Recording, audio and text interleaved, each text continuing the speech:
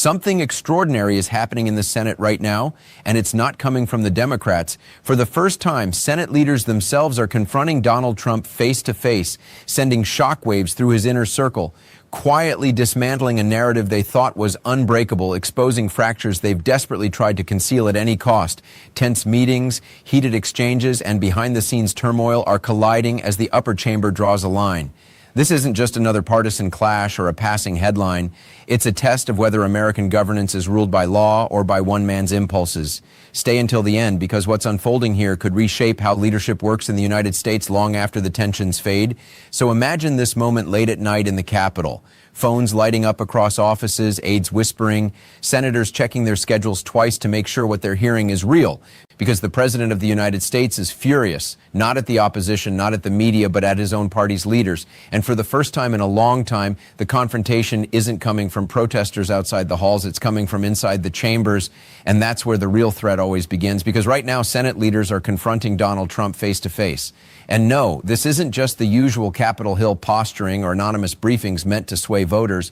This is something deeper, colder, and far more consequential, because it cuts directly into the one thing Trump believes he cannot live without: unquestioned dominance. And the reason this showdown matters is not just that some allies feel disillusioned over unfulfilled pledges, whether it's the promise of fiscal restraint or the escalating national debt or the lingering unresolved inquiries that never seem to conclude. It's that Senate Republicans themselves are beginning to openly challenge the very directives Trump is desperate to enforce. And when that happens, when the barriers inside the system start to activate, presidents don't respond calmly. They escalate, they dramatize, they declare standoffs. And that's exactly what we're watching unfold right now. A presidency leaning hard into defiance and crisis rhetoric to protect itself from internal discord. Because at the heart of this entire confrontation is a simple but terrifying reality that even seasoned Capitol veterans are struggling to process out loud.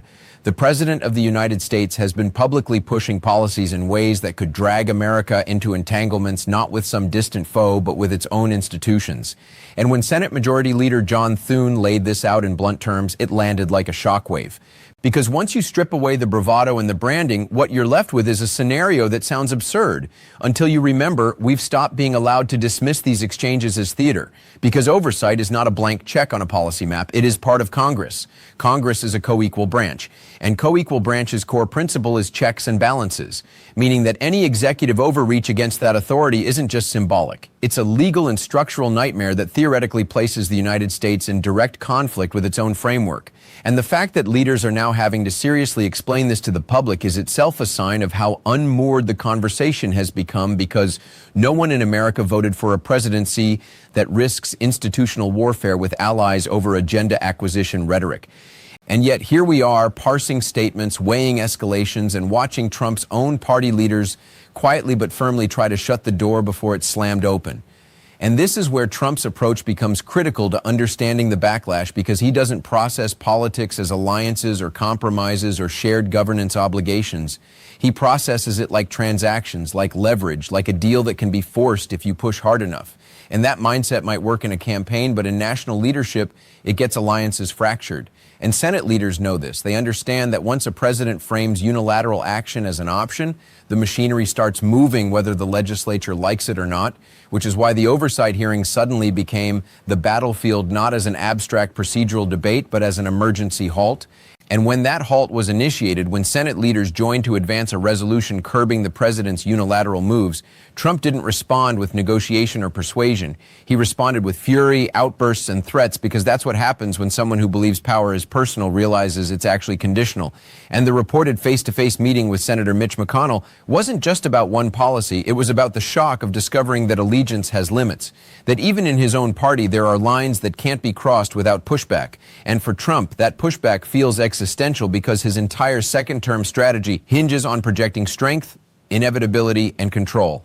And nothing undermines that faster than leaders of your own party publicly telling you no, especially when the issue at stake is authority, governance, and constitutional boundaries. And this is where the narrative accelerates. Because faced with confrontation, Trump doesn't retreat. He reframes, he reaches for the language of betrayal, declaring extraordinary stances not just as policy tools, but as political weapons. And the invocation of executive privilege tied to national security assets fits perfectly into this pattern because it allows him to cast himself as the sole guardian of American interest while portraying dissenting leaders as obstacles. Even though the underlying reality is far more complicated, involving long timelines, massive stakeholder interests, uncertain outcomes, and benefits that would flow primarily to select sectors rather than ordinary Americans. But complexity has never been the point. The point is dominance, distraction, and control of the narrative. Because showdowns change the rules, showdowns centralize authority, and showdowns shift attention away from uncomfortable questions. And there are few questions more uncomfortable for this administration right now than why long-promised reforms have stalled, why initiative releases have been delayed, and why it took senatorial pressure rather than executive initiative to move certain oversight actions forward. And when leaders like Senator Lindsey Graham start talking openly about compliance failures and unanswered timelines, it signals something important. Not a conclusion, not an accusation, but concern that process itself has broken down. And that concern is exactly what Trump cannot afford, because his political survival depends not just on winning arguments, but on exhausting the public, flooding the zone, and keeping every controversy competing for oxygen. And that's why these threads, senatorial confrontation, resolution mandates, executive panic, and stalled initiatives, aren't separate stories. They're the same story viewed from different angles, a presidency trying to outrun accountability by accelerating chaos. And leaders who once waved everything through are now calculating the cost of silence, weighing institutional damage against party loyalty, and realizing that if they don't act now, they may not recognize the system later, because once a president openly suggests he is guided only by his own judgment and not by law, treaties, or precedent, the question stops being partisan and becomes structural. And that's the moment we're in. A moment where, behind closed doors, Senate leaders are asking themselves whether challenging Trump is an act of betrayal or an act of preservation. Because history doesn't remember who shouted the loudest. It remembers who stepped in when the rules were bending past their breaking point. And this showdown, quiet in some places, explosive in others, may be the first real sign that the internal guardrails are finally being tested, not by the opposition, but by those who know exactly how dangerous unchecked power can become when it's wrapped in grievance, spectacle, and the language of permanent emergency. And as this senatorial defiance deepens, the real story shifts from what Trump is declaring publicly to what Senate leaders are doing privately. Because behind the cameras, behind the social media outrage and the carefully worded statements, there is a growing recognition among GOP senators that they are no longer dealing with a conventional presidency, but with a leader who sees every institutional limit as a personal insult.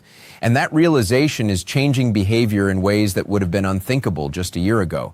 Because when the resolution advanced with senatorial votes, it wasn't an accident or a momentary lapse in party discipline.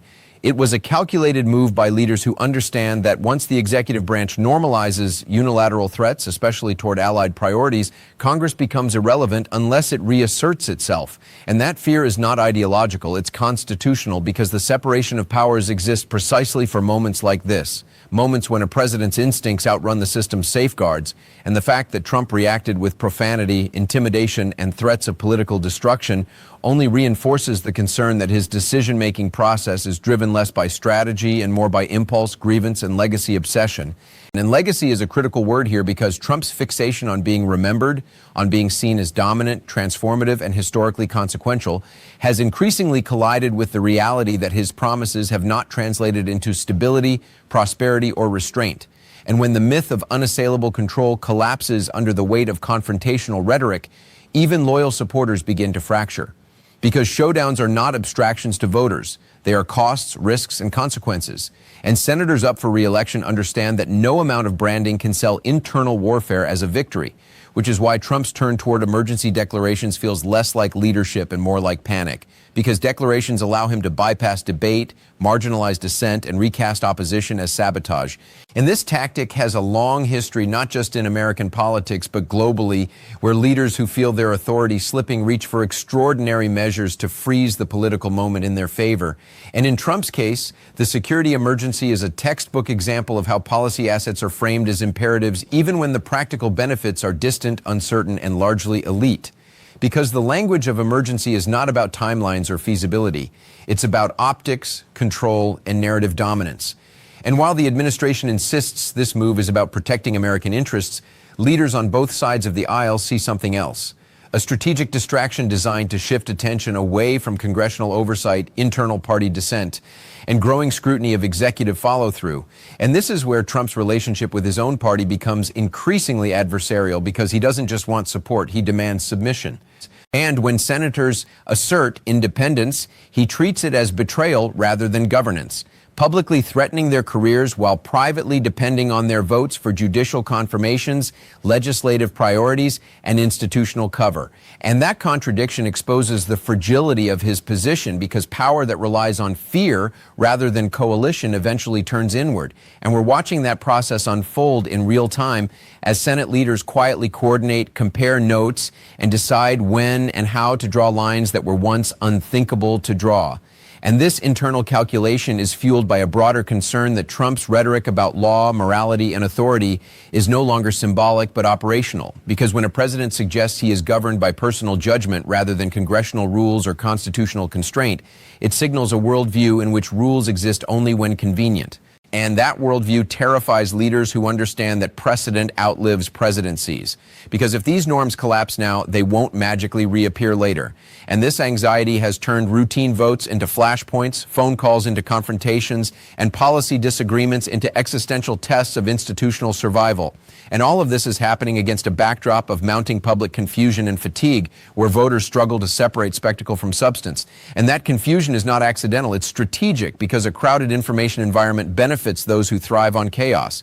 And Trump has always understood that if everything is breaking news, nothing is accountability. Which is why the convergence of these stories matters so much, because the confrontation fight, the emergency declaration, the senatorial revolt, and the stalled reforms are not isolated controversies. They are interconnected stress fractures in a system being pushed beyond its design. And leaders who once rationalized every action as temporary or tactical are now confronting the possibility that silence is no longer neutral, that inaction itself becomes a form of consent. And that realization has changed the tone inside the party from loyalty to triage, because they are no longer asking how to help Trump win the next news cycle. They are asking how to prevent irreversible damage to the institutions they still need to function after he is gone. And that shift, subtle but profound, is why this showdown feels different, quieter in some ways, but far more serious. Because it's driven not by ideology but by alarm. By leaders who understand that when emergency powers become routine and confrontation rhetoric becomes casual, the line between governance and authoritarianism blurs. And once that line disappears, it rarely comes back without a cost. And that cost is what Senate leaders are now trying, perhaps belatedly, to avoid, even as Trump escalates attacks and frames every check on his power as an attack on the nation itself. Because in his mind, the two are inseparable. And that belief, more than any single policy or controversy, is what has finally pushed members of his own party into open resistance, setting the stage for an internal confrontation that will define not just this presidency, but the future balance of power long after the headlines fade. And while the public argument rages over resolutions and emergency declarations, a quieter, more unsettling pressure is building beneath the surface. Because every time the administration escalates the language of crisis, it inadvertently shines a light on what it seems most eager to outrun: oversight, documentation, timelines, and the slow, methodical work of accountability. And this is where the story takes a darker, more procedural turn, not into conspiracy or rumor, but into the uncomfortable territory of process failures and unanswered questions. Because when leaders begin asking why promised initiatives are delayed, why reviews stretch on indefinitely, and why statutory deadlines slip without explanation, they aren't alleging conclusions. They're identifying red flags. And red flags are dangerous not because they prove wrongdoing, but because they invite scrutiny. And scrutiny is the one thing a presidency built on speed, spectacle, and dominance struggles to manage. And that's why the discussion around delayed reforms has become so sensitive, because the administration itself elevated these initiatives into a defining promise, signaling urgency, prioritization, and transparency, only for reality to unfold far more slowly than rhetoric suggested. And when senators like John Cornyn begin publicly describing the gap between expectation and execution, emphasizing numbers, timelines, and compliance requirements rather than theories, it reframes the issue entirely, turning it from a political talking point into an administrative credibility test. And that shift matters because credibility is the currency of governance. And once it's questioned, every subsequent explanation faces higher skepticism. And the request for Inspector General review isn't an accusation. It's an admission that something in the process went wrong, whether through mismanagement, delay, or conflicting priorities. And for an administration already battling internal showdowns, that kind of inquiry compounds the pressure because inspectors general operate outside political theater, dealing in memos, records, and chains of decision-making. And their work doesn't disappear with a tweet or a rally.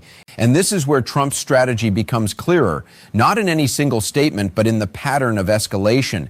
Because whenever scrutiny tightens, the narrative widens, emergencies are declared, external threats are emphasized, and the conversation shifts from documentation to dominance, from compliance to confrontation. And it's not subtle, it's instinctive, a reflex honed over decades. Flood the zone, change the subject, raise the stakes, and hope the audience moves on.